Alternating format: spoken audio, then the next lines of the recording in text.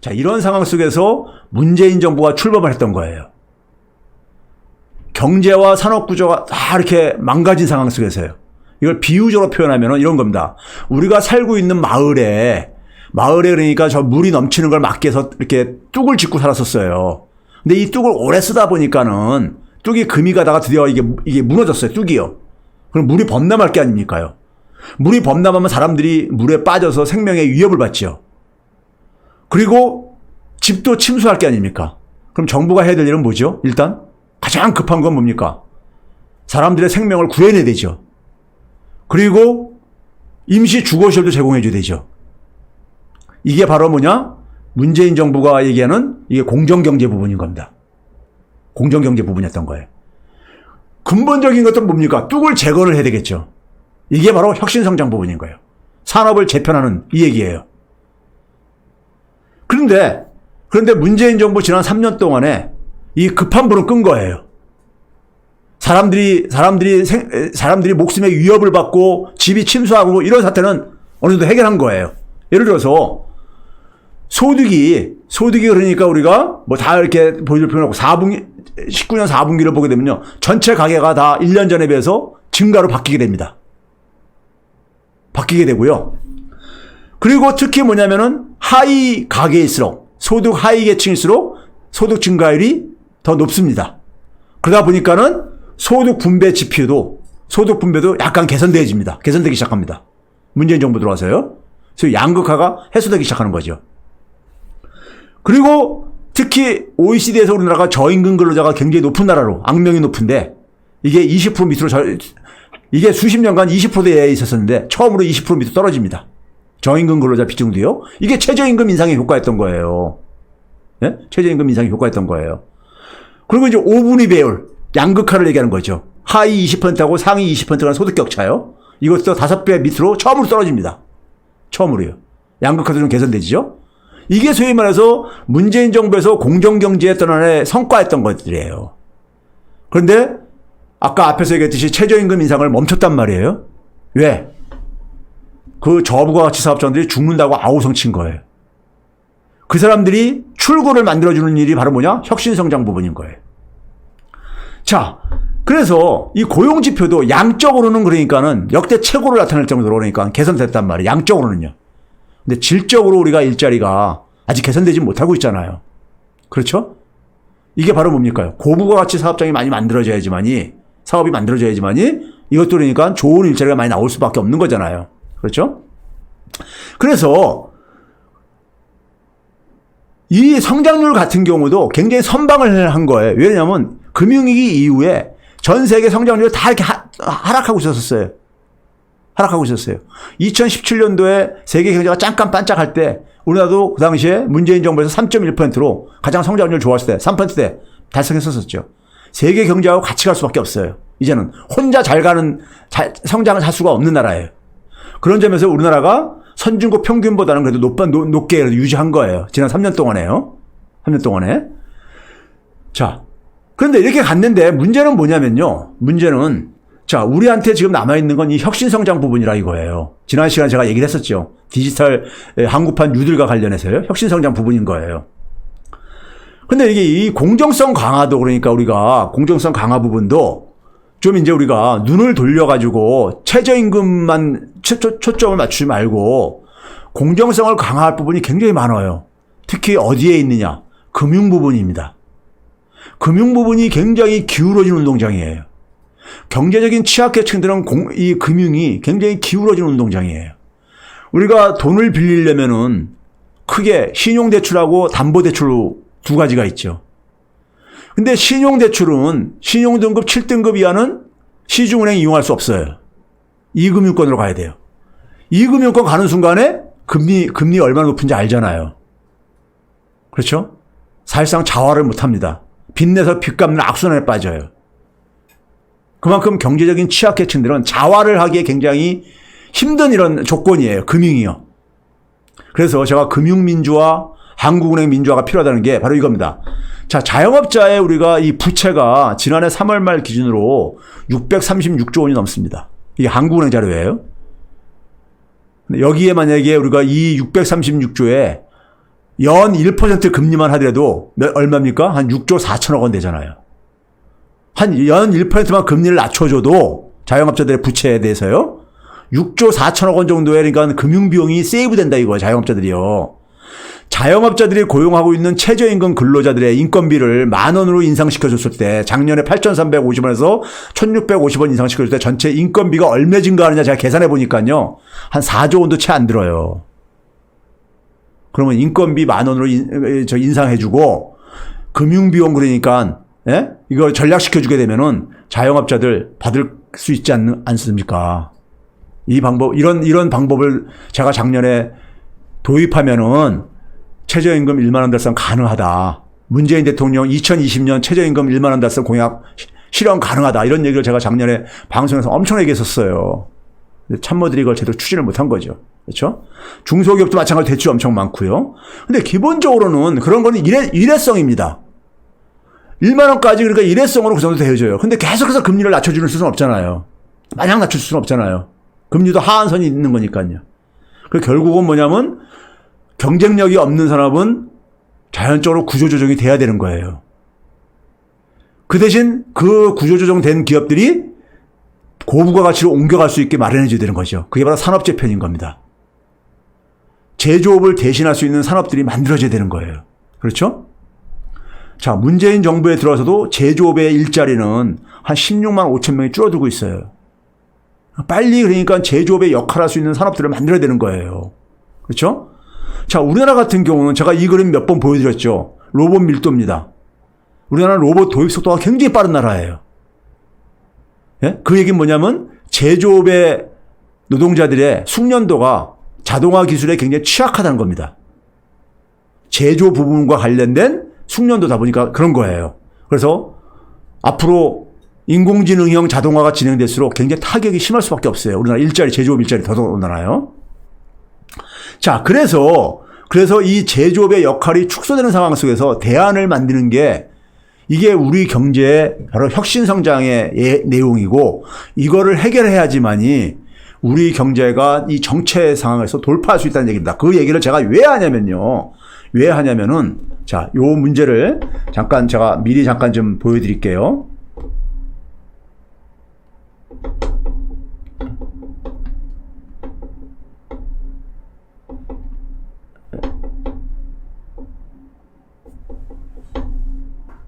이거 누르라고 하지 않았어요? 누른 다음에 아래로 내리시면 확대된 거를 줄이신 다음에. 아, 네. 자, 제가 먼저 좀 땡겨서 보여드리고 싶은 게 있어서 했는데요.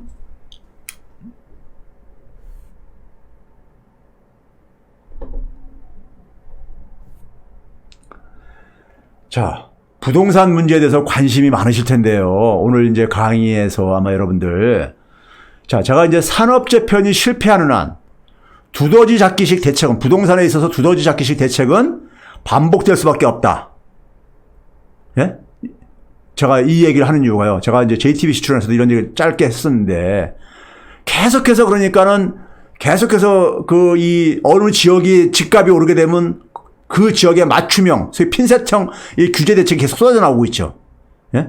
또 다른 쪽으로 또 이제 풍선 효과가 나타나면 또 거기 가서 또 규제를 하고요. 그러다 보니까 대책의 숫자는 자꾸만 수십 가지가 나오는 거예요. 예? 나오는 방식으로. 자, 이게 왜 이런 식의 대책이 반복될 수밖에 없느냐? 자, 이게 이번에, 자, 이게 뭐냐면요. 저 큰 지도가 바로 뭐냐면은 서울하고 경기도의 이 지도입니다. 여기 지금 바로 뭐냐면은 이 분홍색, 이게 분홍색입니까? 분홍색은 투기 과열지구고요. 노란색은 그러니까 조정 대상 지역입니다. 일종의 규제를 받는 지역이죠. 그러니까 소위 말해서 경기도 북부 지역하고 저쪽 동부 지역만 빼놓고는 거의 다 서울하고 수도권은 다 그러니까 이제 규제 대상이 된 거예요. 그리고 충청도 지역에 청주라든가 몇 개 지역들 이 작은 지도에 나와 있는 거예요. 그러니까 이게 이제 그러니까는 여기 이제 이렇게 규제를 하게 되면은 또 옆으로 옮겨간다 이거죠. 예? 옮겨간다 이거예요. 그렇죠? 이 전공법을 앞에서 얘기했듯이 부동산 대책 전공법 있어요. 전공법 있어요. 보유세, 양도세 강화하고, 예? 그 다음에 뭐냐면 임대사업소득자들 혜택 주는 거 다 폐지하고, 예? 그렇죠? 그렇죠. 그런 거 하게 되면은 기대수익을 낮추면은요, 기대수익을 낮추면은 그러니까 이거 해결되져요. 그러면 그러니까 부동산 대책은요, 공급보다 뭡니까요? 집을 많이 갖고 있는 사람들이 집을 내놓게 해야 돼요, 먼저요. 예? 집을 내놓게 해야 돼요. 집을 많이 내놓게 하려면 어떻게 합니까? 집을 갖고 있는 게 오히려 그러니까는 손해가 된다는 거, 되게 해줘야 되는 거예요. 집을 보유하고 있는 게 손해가 되게 해요. 그럼 내놓지 말아도 내놓을 게 아닙니까? 그렇죠? 그렇게 해서 먼저 그러니까는 그 공급 물량을 그렇게 확보해야 되는 거예요. 집을 사시고 싶은 분들한테. 그렇죠? 그럼 집값도 떨어질 게 아니겠습니까? 그리고 그것까지도 부족할 때 신규 주택을 더 공급을 하는 거예요. 예. 근데 우리는 먼저 그러니까 뭐 신도시 개발 이렇게 해가지고 계속해서 오히려 그러니까는 이 주택 투기꾼들한테 먹이만 계속 제공해주고 있죠. 그렇죠? 그래서 그런 점에서 그러니까 전공법을 왜 사용을 못하느냐? 정부가 못하냐면요. 자, 봐보세요. 그동안에 문재인 정부가 주로 그러니까는 이 박근혜랑 이명박 정부 때를 비판하면서 했던 얘기가 뭐냐면요. 예? 했던 얘기가 하면서 했던 얘기가 뭡니까요? 이 박근혜 이 정부에서 이명박 정부에서 그러니까 부동산 이 투기꾼들한테 규제를 다 풀어줘가지고 그러니까는 투기를 그러니까 활성화시켰다 이거예요. 그렇죠? 근데 이번에 나온 대책들 한번 봐보세요. 나온 대책들을 보게 되면은 이 투기과열지구 조정대상 지역 확대시켰죠. 예? 그리고 이제 종부세, 양도세 부담도 좀 인상을 했지요. 그리고 재건축에 대해서도 좀 부담을 좀 인상했지요. 그러면서 동시에 뭘 했습니까? 개발 사업도 병행해서 추진했습니다. 개발 사업도요. 예를 들어서 용산 정비창, 그 다음에 뭐냐면 잠실이라든가 저쪽 강남구 지역에 소위 말해서 이 마이스 산업단지니까 구축과 관련해서 거기도 개발 대책 내놨죠. 그럼 개발 대책 내놓으면 당연히 뭡니까요? 그쪽 지역에 부동산 가격이 오를 수밖에 없는 요인이잖아, 이런 거는요. 그러니까 한쪽에서는 부동산 가격을 떨어뜨리는 대책도 내놓고 한쪽에서는 그러니까 또 이거를 또 부양하는 대책도 내놓는 거예요. 예? 이렇게 내놓는 거예요. 그래가지고 근데 우리가 이런 대책이 우리가 지난 걸 잠깐만 우리가 복기를 해봅시다. 김어준의 뉴스공장에 국토교통부에서 출연하는 분이 있죠. 박선호 1차관이라고요. 네, 종종 출연하시는 분이 있습니다. 뭐 대책 나올 때마다 김어준 공장장이니까 출연시키는 이분이 지난 2월 22일 날 그러니까는 출연했었어요. 그다음에 그때 뭐라고 했냐면은 2월 20일 올해 2월 20일 날 대책을 내놨단 말이에요. 내놨을 때 그 타겟을 어디다 맞췄냐면은 수용성 어디죠? 수원, 용인, 그다음에 성남 이쪽이 그러니까 지금 예? 이 부동산 시장이 과열되고 있으니까는 여기를 그러니까 타겟으로 맞춰가지고 내놓은 대책이에요. 그래서 이 지역을 잡겠다고 했어요. 그런데 잡았습니까? 다른 쪽으로 갔잖아요. 풍선 효과 다른 쪽으로 갔잖아요. 그러니까 6월 17일 날 엊그저께 그러니까 또 대책을 내놓은 거 아닙니까요? 예? 그렇죠? 그러니까 풍선 효과를 그러니까 막겠다고 대책을 올해 2월 달에 내놨는데 그거 가지고 풍선 효과를 못 막았잖아요. 결과적으로요. 예? 이분이 김어준 뉴스공장 나와가지고 예? 일부에서 땜짓이 처방한다 두더지잡기식 게임이라 그러는데 예? 이거 약효 먹힐 겁니다. 뭐 이런 식으로 얘기했었어요. 근데 먹혔냐고요. 그럼 6월 17일 날 대책 나오지 말았어야 되는 거죠. 예? 이게 만약에 대책 효과가 있었다면요. 풍선 효과가 나타났으니까 또 우리가 이번에 이 규제하는 지역을 확대시킨 거 아닙니까?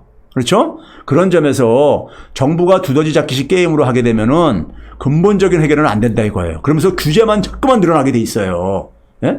그러면 거기 속에서 서리의 피해자도 발생할 수밖에 없어요. 그렇죠? 자, 그래서 우리가 보게 되면요. 문재인 정부가 17년 5월 때 출범을 했죠. 아파트 매매 가격 지수입니다. 한국감정원에 들어가면 볼 수 있는 거예요. 여기 그러니까 맨 위에 선이 서울 지역이고 밑에 제가 동그라미 쳐놓은 게 경기도 지역입니다.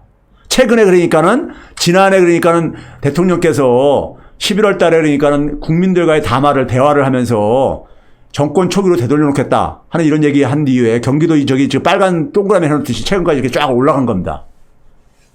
그렇죠? 그러다 보니까 또 그 지역 잡겠다고 해가지고 대책 내놓고 그러잖아요. 그렇죠? 자, 그 다음에 이게 봐보세요. 이거는 바로 뭐냐면 실거래가 지수. 아까는 매매 지수고요. 이것도 마찬가지죠. 이렇게 많이 올랐어요. 어쨌든 간에요. 그래서 부동산 시장을 정부에서 뭐냐면 계속해서 안정시키겠다 그래요. 안정이라는 건 뭐냐면 가격이 지나치게 오르는 것도 싫고 그렇다고 지나치게 떨어지는 것도 싫은 거예요. 떨어지는 거 왜 싫은지 아세요? 이유가 있습니다. 이유가 있는데요. 자, 제가 뭘 보여드리려고 하냐면요. 자, 이명박 박근혜 정부 때요. 이명박 정부 때 17차례 대책이 나왔습니다. 박근혜 정부 때 13차례 대책이 나왔어요. 부동산 대책이요. 지금 문재인 정부 때 이렇게 크게 보면 5번, 작은 것까지 포함하면 21번이 나왔습니다. 대책이요. 왜 이렇게 계속해서 대책이 이렇게 쏟아져 나오냐 이거예요. 문재인 정부하고 이명박 박근혜 정부하고 차이는 있습니다. 이명박 박근혜 정부 때는 공급 중심으로 대책을 내놨다면은 문재인 정부에서는 주로 수요 억제로 주로 접근하고 있어요. 그나마 그 부분은 진전된 부분입니다. 그 부분은 효과는 더 있는 부분입니다. 있는 부분인데 문제는 이거 가지고 핀셋식 규제로는 풍선 효과 못 막는다 이거예요. 지금까지 지난 3년 동안에 우리가 경험을 봤듯이요. 그렇죠? 경험을 봤듯이요. 자, 그러면 우리가 왜 이런 식으로 대책을 하느냐? 제가 이제 구체적인 제가 그 이유를 이제 보여드릴게요. 자, 2015년도에 성장률이 얼마요? 2.6%였었습니다. 2.6%요. 그렇죠? 근데 건설 투자가 얼마요? 0.6%였었습니다. 건설 투자가 0.6% 보이십니까? 2015년도에 연간의 쪽에 보면 빨간 박스를 해놨죠. 2.6% 성장을 했어요. 그런데 그 중에 건설 투자가 0.6%예요. 건설 투자를 안 했으면은 2%뿐이 안 됐다는 얘기예요. 건설 경기 부양 안 했으면은 박근혜 정부 때 최경환이 2016년 봐보세요. 2.7% 성장하는데 1.6%가 건설 투자가 만들어내는 거예요. 건설 투자 빼면은 얼마예요? 1.1% 성장 안 했다는 얘기예요. 그러니까 부동산 막 이 경기 부양 안 하게 되면은 성장률이 1%뿐이 안 나오니까는 이렇게 막 부양을 하는 거예요. 부양하려니까 어떻게 하겠습니까? 부양하려면은 부동산 시장 정상화시키는 부동산 가격을 잡을 수가 없잖아요. 예? 그렇죠. 부동산 가격이 떨어지게 되면은 분양해도 이 분양이 안 될 테니까요. 그렇죠? 그게 여기에 발목 잡혀 있는 거예요. 건설업에 대한 의존도 건설 분야를 빼게 되면 성장률이 1%뿐이 안 나온다 이거예요. 자, 이게 그러면은 문재인 정부에서는 변했느냐? 자, 한번 봐봅시다. 2017년에 쭉 내는데 되게 이제 수요 대책으로 나왔어요. 그래서 김현미 국토부 장관이 저는 진정성은 있다고 봅니다. 그런데 뭐냐면 이거 김현미 장관 혼자서 해결할 수 있는 문제가 아니에요. 이건 청와대 정책실장이 해결해야 되는 문제예요. 산업재편 문제는요. 기재부는 성장률을 관리하다 보니까 왜 부동산 대책 발표하는데 기재부 장관이 나와가지고 거기서 얘기합니까? 맨날 하는 얘기가 뭐냐면은 홍남기 부총리는 부동산 투기 수요 근절시키겠다. 실수요자 보호하겠다. 맨날 이 얘기는 똑같이 나와서 얘기를 해요. 근데 언제 부동산 투기 수요 근절된 적 있습니까? 3년 동안에? 3년 동안에 실수요자 보호된 적 있어요? 그렇죠? 자, 왜 이렇게 효과를 못 냈다는 거냐? 자, 문재인 정부 들어와가지고 성장률 봐보세요. 2018년도에 2.7%였었어요. 성장률이요. 그런데 건설 투자가 얼마예요? 마이너스 0.7%입니다. 건설 투자가 마이너스 0.7%였었어요. 박근혜 때 막 땡겨서 투자하다 보니까 이게 이제 건설 투자 조정이 생기면서. 그러니까 문재인 정부 때 건설 투자가 0% 성장이 없이 그냥 0%만 했었어도 얼마가 된다는 얘기예요? 성장률 3.4% 했다는 얘기야. 그러니까 박근혜 정부 때는 건설 투자가 없었으면은 1% 성장했는데 문재인 정부에서는 건설 투자가 0%만 하더라도 마이너스 0.7을 그러니까 플러스 0.7을 바꿔보세요. 그럼 2.7 더하기 0.7 하게 되면 3.4잖아요. 예?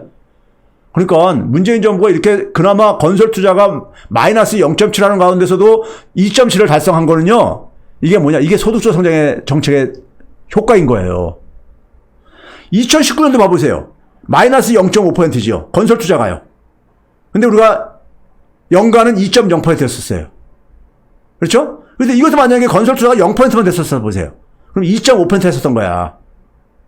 자, 건설 투자가 이렇게 우리는 굉장히 큰 비중을 차지해요. 그러니까는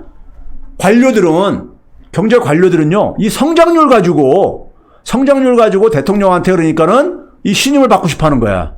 그러니까 건설 투자를 그러니까 건설 부분을 그러니까 어쨌든 간에 부양하고 싶은 거예요. 그러니까 잠깐만요. 예? 그러니까 부동산 시장을 정상화시키려면은 우리가 그 고통을 일정한 고통을 우리가 견뎌야 돼요. 자, 계속해서 이렇게 집값이 오르다가 이게 뭐 마장 오르는 건 아니지 않습니까? 일종의 폭탄 돌리기인 거예요. 나중에 언젠가 꺼질 건데, 예? 꺼질 건데 이거를 그러니까 자꾸 뒤로 미루는 거란 말이에요. 그렇죠? 근데, 그러니까 이 기재부가 저 부동산 대책 나오는 이유가 바로 뭡니까? 이 건설 투자를 지금 올해 더군다나 코로나로 굉장히 경제 성장률이 지금 마이너스가 예상되고 있잖아요. 그러다 보니까 건설 투자를 잠깐 손대고 싶은 거야. 단기적으로 성장률 끌어올리는 건 뭐냐? 건설 투자가 가장 지표액이라 이거예요. 왜 그러냐? 우리나라 성장 기반이 제조업이 성장을 끌어오다가 제조업이 성장을 더 이상 못 만들어내고 있다 보니까는 이 건설에다가 자꾸만 목을 매는 거예요. 건설에다가요. 예?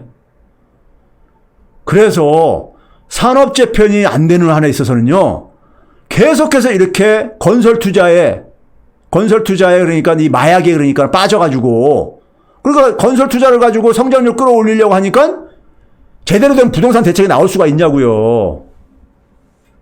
불가능합니다. 예? 불가능해요. 그러니까 계속해서 핀셋식으로 처방합니다. 왜? 아까 얘기했지. 근본적인 대책은 뭐예요? 보유세, 양도세 강화하고, 임대사업자 등록해가지고 세제 혜택 보는 사람들 그거 다 폐지하고 하면 이 사람들, 예? 어떻게 되겠습니까요? 부동산 시장 정상화 돼요. 예? 부동산 시장 정상화 된다는 얘기 뭡니까? 단기적으로는 가격이 하락할 수밖에 없다고요. 그렇죠? 그거 감내해야 되는 거예요. 근데, 그렇게 되게 되면 건설 경기가 죽는다 이거예요. 건설 경기 죽게 되면 성장률 떨어진다 이거예요. 예? 이게 싫은 거예요, 지금요. 이게 싫은 거예요. 예? 그러다 보니까는 근데 문제는 뭐냐면 이걸 언제까지 이렇게 폭탄 돌리기를 할 수 있냐 이거예요. 건설 투자를 하지 말라는 얘기가 아닙니다. 하지 말라는 얘기가 아니라 박근혜 정부 때처럼 그러니까 인위적으로 그러니까 장기 평균보다 한 0.8%포인트가 더 많이 이루어졌어요. 예? 우리나라 OECD는요. OECD 국가 중에서 자, 제가 하나 객관적인 지표를 말씀드릴게요.